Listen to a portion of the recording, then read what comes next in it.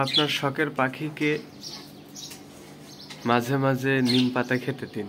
নিম পাতার উপকারিতা অনেক। আজকে কথা বলবো নিম পাতার উপকারিতা নিয়ে। নিয়মিতভাবে বাজরিগার পাখিকে যদি নিম পাতা খাওয়ানো যায় তাহলে পাখি সমস্ত প্রকার কৃমি থেকে রক্ষা পাবে। কৃমি হলে কৃমি পাখিকে রক্তশূন্য করে ফেলে, সেক্ষেত্রে পাখি দুর্বল হয়ে যায় এবং ডিম বাচ্চা করতে অনেক সমস্যা হয়। যদি কৃমি পাখিকে হয়ে যায় তখন কৃমিনাশক ঔষধ খাওয়াইতে হয়, কিন্তু যখন কৃমি না হয় আগে থেকে যদি আপনি পাখিকে নিয়মিতভাবে নিম পাতা খাওয়ান তাহলে আর কৃমির ঔষধ খাওয়ানো লাগবে না, পাখিও সুস্থ থাকবে। এখন প্রশ্ন হলো, আমরা পাখিকে এই যে নিম পাতা বা নিমের ডাল যেটাই বলি, এটা কতদিন দিব?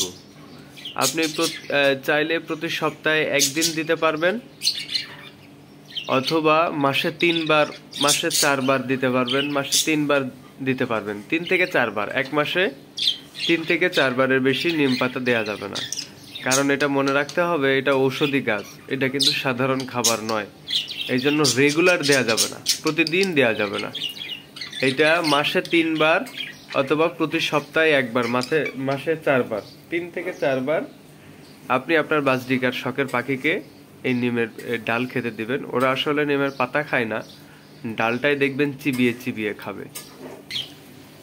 কৃমি হওয়ার আগে যদি আপনি আপনার পাখিকে এরকম নিয়মিতভাবে নিম পাতা দিতে পারেন তাহলে দেখবেন আপনার পাখি সবসময় সুস্থ সবল থাকবে এবং মোটা তাজা থাকবে।